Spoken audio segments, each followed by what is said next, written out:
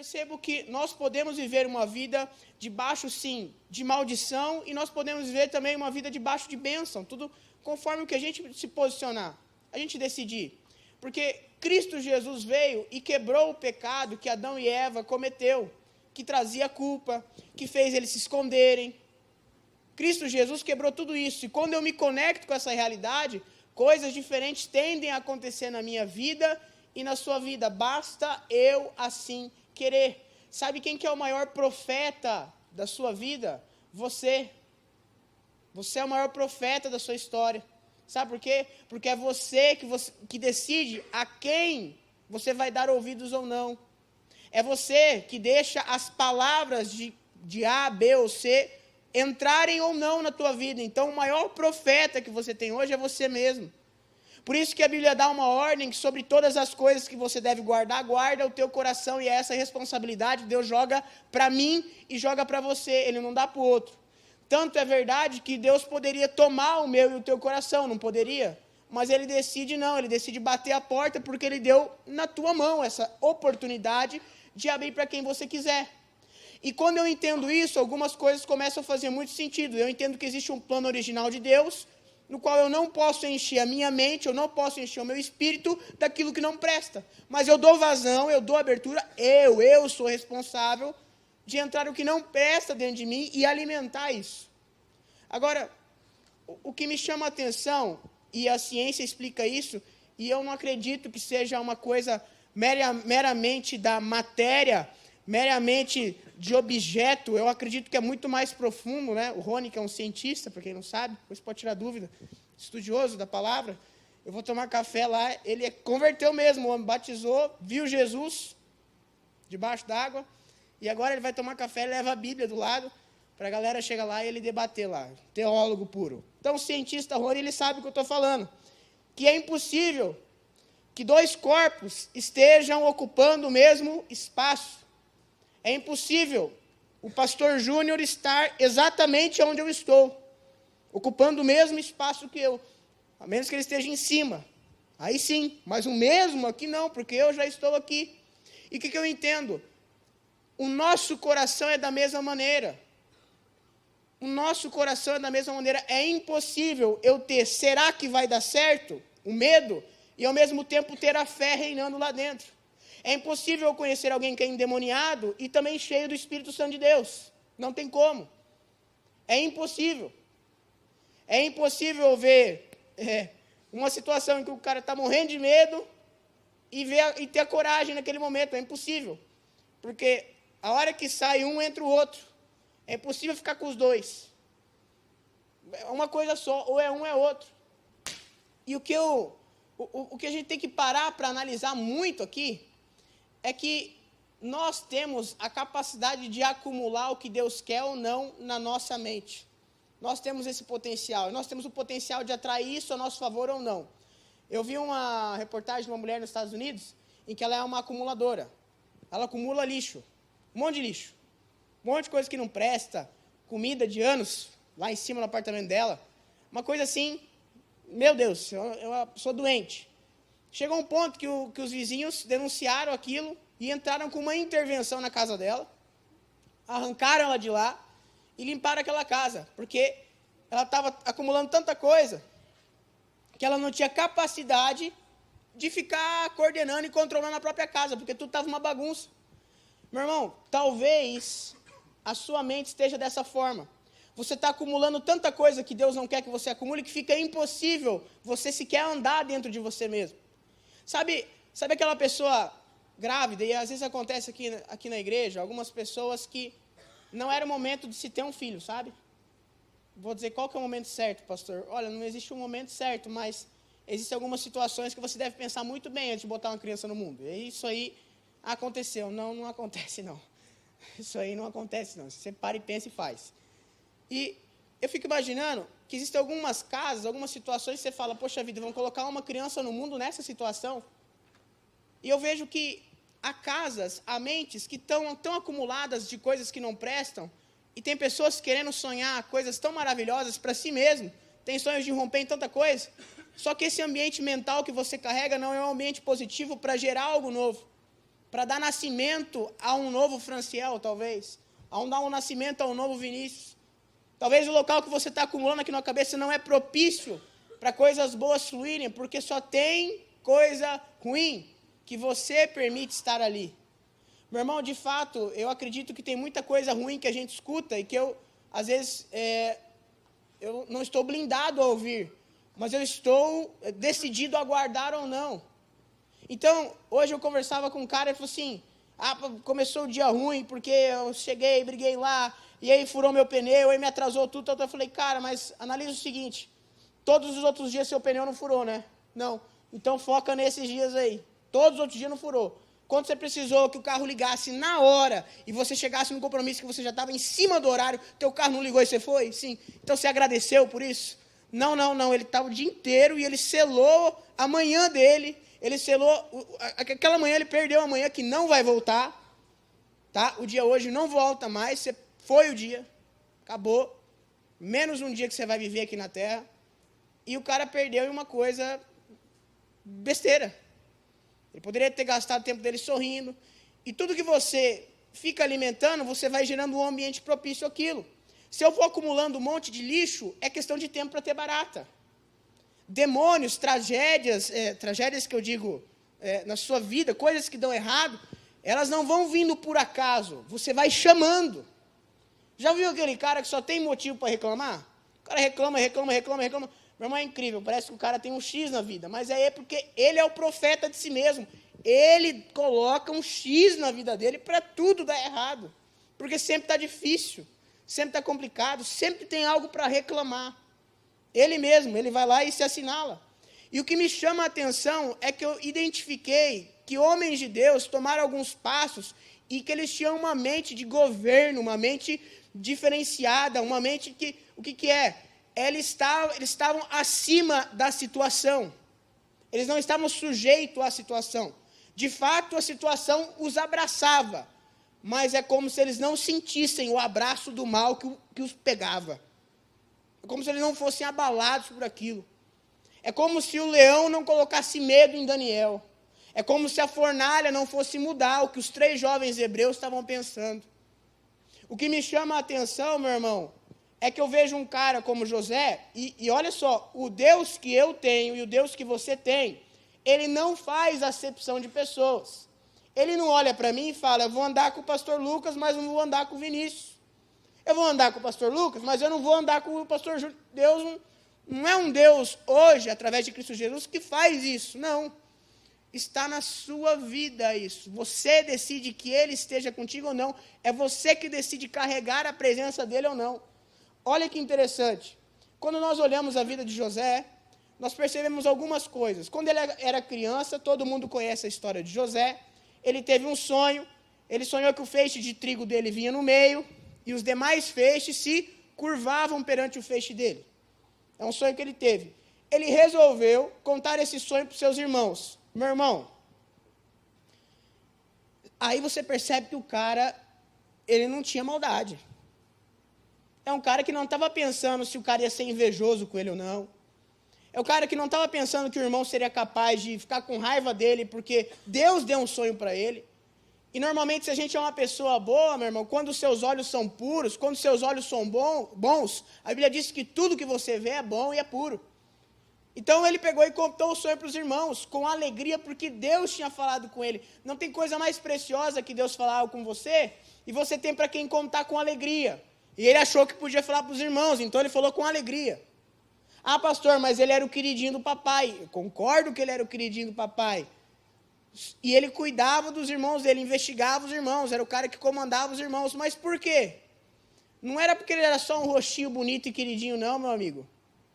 Porque quando ele chega na casa de Potifar, não demora muito tempo, ele já é o chefe lá, porque o guri era bom. O cara entendia. Não era um cara que estava com a mente aprisionada a coisas ruins como os irmãos deles estavam. Então as oportunidades de Deus o perseguiam. A Bíblia diz que onde José chegava, a coisa prosperava.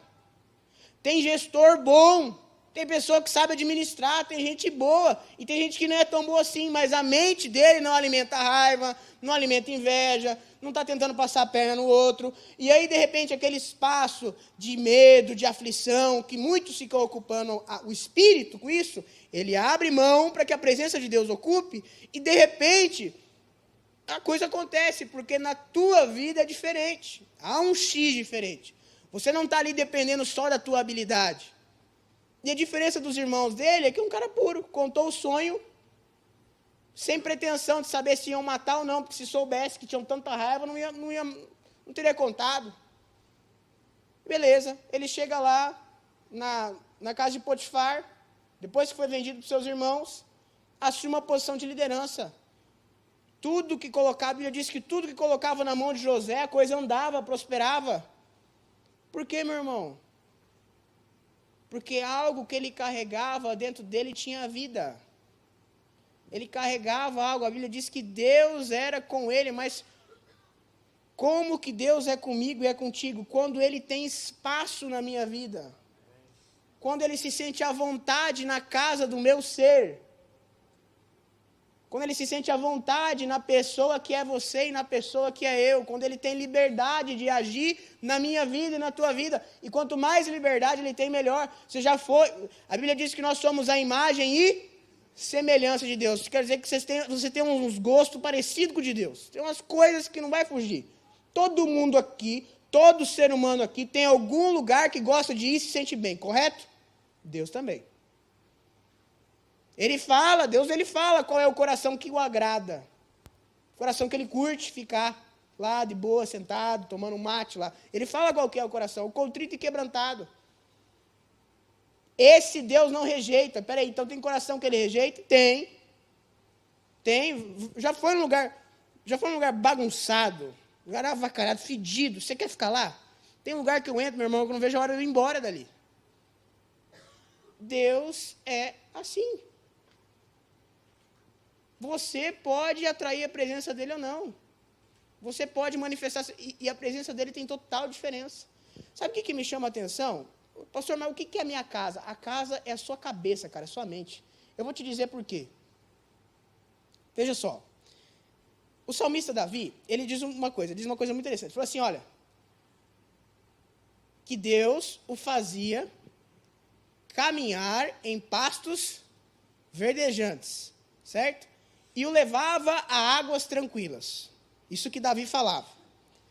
Você realmente imagina que Deus descia, pegava a mão de Davi, e era como o texto está falando, ou você entende que isso é uma metáfora? É uma metáfora. Não é real. Isso não aconteceu na prática. Ele não pegou a mão de Davi e falou, vamos caminhar em pastos verdejantes, meu filho, olha essas águas tranquilas, agora vão ungir sua cabeça com óleo, enquanto seus inimigos ficam olhando, e o seu cálice vai transbordar. Não. Agora, filho, chegamos aqui ao vale da sombra da morte. E você vai ficar aqui, curtir comigo, e eu estou contigo. Não. Simplesmente, Davi entendia que no padrão da alma mental, não importa a perseguição, a circunstância que ele estava passando, Deus colocava a mente dele acima das situações, e ele não abria a boca para reclamar, ficar murmurando, porque ele entendia que na cabeça dele ele estava em pastos verdejantes, ele não estava sujeito a toda aquela tranqueira. As circunstâncias não faziam ele. Ele é que fazia as circunstâncias. Ele decidia o que ele ia fazer. Tem um outro salmo que Davi... Meu irmão, Davi foi perseguido, tá? Perseguido pelo próprio país. Ele era um fugitivo de guerra. Tudo que você imaginar, ele passou guerra, tribulação, que você pensar. E ele diz assim, ele diz um texto que ele escreve assim, aquietai-vos e sabei-vos que o Senhor é Deus. Vamos lá. Quando ele manda aquietai-vos e saber que o Senhor é Deus, possivelmente ele deve estar falando para o povo naquele momento, falem mais baixo que Deus não consegue falar com vocês. Ou eu imagino que o povo estava fazendo um campeonato, uma maratona de quem corria mais. E de repente ele fala, aquietai-vos, agora que vocês vão parar de suar, Deus vai mostrar que ele é Deus. Não, meu irmão, são tudo textos referentes à sua cabeça, à sua mente. Ao que você deixa entrar, ele fala assim, olha, para de se apegar a tanta coisa, para de se aprisionar ao passado, Para de querer se esconder, para de se abraçar a culpa. Não foi para isso que eu te fiz. Para de achar que você tem que sofrer porque você cometeu um erro lá atrás. Isso não te pertence mais. Para de achar que sua vida vai ser como foi do seu pai, da sua mãe, de todo mundo. Não, não é. Aquietai-vos e saber que eu sou Deus. Eu posso o impossível. Se até hoje na sua mente diz que foi assim e amanhã vai ser assim, aquietai-vos, apaga isso, porque não precisa ser assim. E aquilo que antes era teu inimigo, que era a angústia, que era a aflição, que era a miséria, Deus te coloca na mesa, e antes você era miserável naquela área, Ele unge tua cabeça, você olha para a miséria e fala assim, meu Deus, antes eu gastava isso aqui num mês, agora eu gasto num dia, eu posso gastar num dia. Antes isso aqui eu passava um mês, agora eu passo a semana. Isso é ungir tua cabeça com óleo, e seu cálice transborda, Deus mudar teu padrão de realidade mental, porque aqui dentro é o que Ele vai trabalhar na tua vida. A Bíblia diz, e nós lemos no início do culto, Romanos 12, 2, renovando a vossa mente. Meu irmão, para você ter uma vida diferente, você vai ter que ter comportamento diferente. Para ter comportamento diferente, você vai ter que pensar diferente. E forma, porque ela diz, não se conforme, porque forma é um padrão pronto, que tiram o que você tem de especial e colocam o que eles acham que tem que ter. Aí te coloca na forma e vai lá. E tira o que você tem de especial, que só Deus te fez. Deus colocou algo em você que não colocou em ninguém. Deus tem uma palavra na sua vida, que você vai um dia ter que falar para alguém, que ninguém mais vai conseguir falar com a sabedoria que você vai ter. Porque Deus escolheu você. E você tem que estar livre disso. Livre da culpa. Livre do medo. Deus não te criou a ficar aprisionado. Sabe o que me chama a atenção? Quando eu leio o texto em 2 Crônicas, no capítulo 32, eu vejo que o exército sírio está dominando toda a região. Dominou todos os povos ali. Exceto Jerusalém, que está sob comando do rei Ezequias. E ele fala assim, vou dominar isso aí também. O povo de Israel começa a ficar com medo, começa a ficar assustado. E aí o rei Ezequias fala o seguinte, olha, versículo, 2 Crônicas 32, versículo 7, ele fala assim, olha, esforcem-se, fiquem com bom ânimo, não espante e não fique com medo, porque há um conosco que é maior do que todos eles. Há um conosco que é maior do que toda a multidão que está com eles. Ele fala, mas engraçado que antes dele falar o milagre, ele diz qual é o exercício para viver o milagre. O exercício para viver o milagre é esforça-te, certo? Não temas e não te espantes. Meu irmão, porque se eu der vazão ao será, não tem fé. Sabe por quê? Analisa comigo, vamos lá. Fé é a certeza de coisas que eu não vejo, mas eu tenho certeza que vai acontecer. Se tem será, não tem certeza. Se não tem certeza, não tem fé. Então, se eu colocar será, não vai ter fé. Aí foi. Aí, se eu não tenho fé, eu não tenho o fator Deus também. Ou você consegue chamar Deus sem ser por fé? Você liga aqui no WhatsApp, God, e aí você fala, ele vem? Não, é por fé. É fé. Então, o medo tem que ser lançado fora. Então, ele fala assim, esforcem-se. Eu sei que não é fácil parar de pensar no que vive te preocupando. Eu sei que não é fácil, mas ele está mandando você se esforçar nisso. Esforço. Para de pensar nisso. Saiba que Deus está cuidando de você. É bem maior o que está com você do que a multidão que está lá fora. E a Bíblia diz no verso 21, o povo faz isso. A Bíblia diz que no verso 21, Deus manda um anjo. Só um.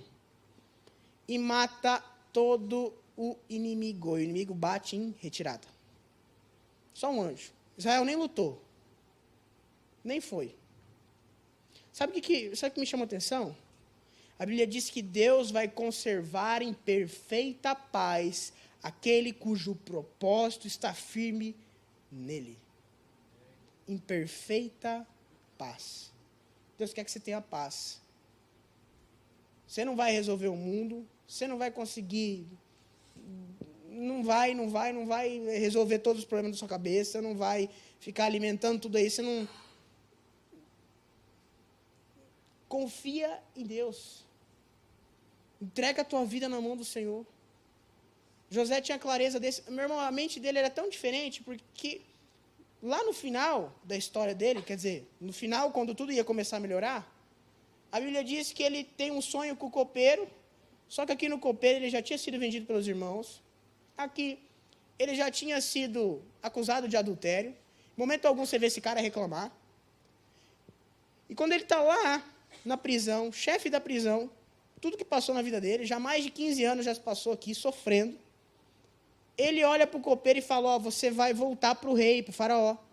Quando você for lá, lembra-te de mim. Meu irmão, você tem noção do que é isso? Você realmente tem noção do que é isso? Já viu aquela pessoa que fala assim, vamos lá em tal lugar. Não, esse lugar não é para mim não. Tá louco? Isso aí não é para mim não. Vamos lá conversar com o outro. Tá louco? Eu sou sou aqui do operário, eu não vou falar com o cara não. Eu sou escravo. Se é qualquer outra pessoa que deixa levar pelas circunstâncias da vida, José seria um dos caras mais amargurados que eu já conheci na vida e que eu ia ler. Mas ele lá no momento, na condição de escravo, ele fala, olha, o dia que você tiver uma oportunidade, conta a minha história para Faraó. Diz quem eu sou para ele. Sabe o que é, gente? É alguém que não se taxava pela condição que ele estava vivendo. É alguém que não olhava para a conta bancária, não fazia esse cálculo. Não estou dizendo que você vai sair igual doido. Mas é alguém que não se taxava por o lugar que estava, pelo lugar que colocavam ele. É alguém que não se taxava pela roupa que vestia. Era alguém que não estava taxado pelo que os outros estavam falando. É alguém que sabia quem era. E isso bastava. Tem pessoas vivendo uma vida no inferno porque tem gente falando mal delas aí e tal, ela fica preocupada aí. Meu Deus. Aí tchau. Homens e mulheres de Deus que tiveram um acesso extraordinário, meu irmão, pararam de se importar com aquilo que era formado na cabeça deles ou dela. E começou a ouvir o que Deus queria. E começou a fazer o que ninguém faz. Meu irmão, e aí começa, porque quando você começa a ouvir Deus, você sai de um padrão, sabe? Você não começa a agir igual todo mundo. A tua dedicação, o teu olhar para a coisa não é igual a todo mundo. E isso é o que te torna bonito, e não só bonito, isso é o que te torna você. Você. Porque você começa a dar vazão para o que você pensa, para quem você é, para aquilo que Deus tem na tua vida, para aquilo que Ele sempre quis que você fosse chamado para fazer. Eu vejo Esther na situação que estava, ela falou, eu não posso entrar perante o rei, senão eu vou morrer.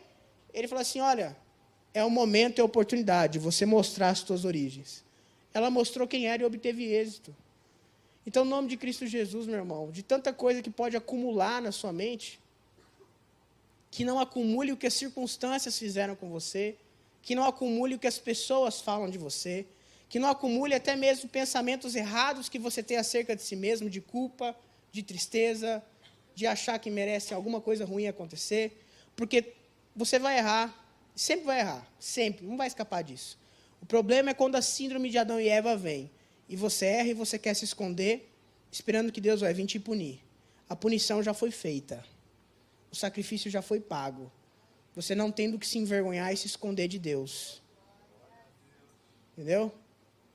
E no nome de Cristo Jesus, meu irmão, quando eu entendo que eu tenho acesso ao Todo-Poderoso, Criador dos céus e da terra, por que eu vou pensar que a minha vida ela tem que ser infeliz? Ela tem que ser triste. Ela tem que ser decepcionante. Por que eu tenho que pensar que a minha vida ela não pode ser aquilo que você sempre sonhou? Aquilo que se alimenta. Eu vejo gente aqui na igreja, a gente fala isso, né?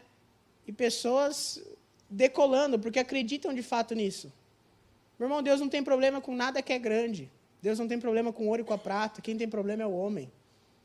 Deus não tem problema com a floresta lá. Quem tem problema é o homem. Deus não tem problema. Não, quem tem problema é você que faz o problema. Você pode enxergar uma ótica de diversas situações. Você pode olhar para o pneu que furou do seu carro como um problema. Você pode agradecer porque os demais dias não estourou. Então, quem faz a sua vida, e o maior profeta que você pode ter é você mesmo, porque é você que tem a chave do seu coração. E para você viver uma vida de governo, eu quero dizer que se você não dominar isso, não dominar o seu coração, você pode vir orar aqui, pode vir profeta Vitor Hugo, sambar ao seu redor, pode vir quem quer que seja, se você não governar as portas da sua alma, do seu coração, é impossível 2 corpos, 2 tipos de coisas estarem no mesmo espaço. É impossível você viver uma vida corajosa com medo. É impossível você viver uma vida alegre, se sentindo culpado por aquilo que aconteceu, por aquilo que te fizeram. Onde há Deus, meu irmão, some todo o mal. Não há comunhão entre luz e trevas.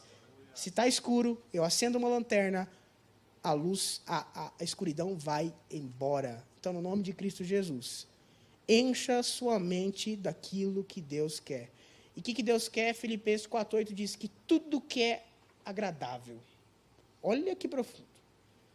Tudo que é bom, tudo que é digno de ações de graças, nisso falai e nisso pensai. Meu irmão, vai falar uma besteira, alguma coisa, não fala.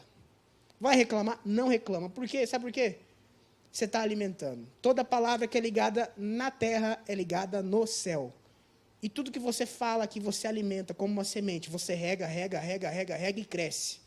Então, no nome de Cristo Jesus, fale vida. A Bíblia coloca um texto muito interessante. Deus diz assim, ó, hoje eu lhes proponho a vida e a morte, a bênção e a maldição. Aí o texto continua dizendo, escolhe, pois, a vida. Escolhe, pois, a bênção. Você como profeta, e o maior profeta que pode existir é você, na sua vida mesmo, escolha o tempo todo a vida. Escolha o tempo todo a bênção. Escolha o tempo todo aquilo que é bom. E eu acredito e declaro na sua vida que se você aplicar isso, coisas extraordinárias vão acontecer, ao passo que você vai marcar a história da sua família e a história daqueles que virem depois de você, no nome de Cristo Jesus. Amém, amém, amém.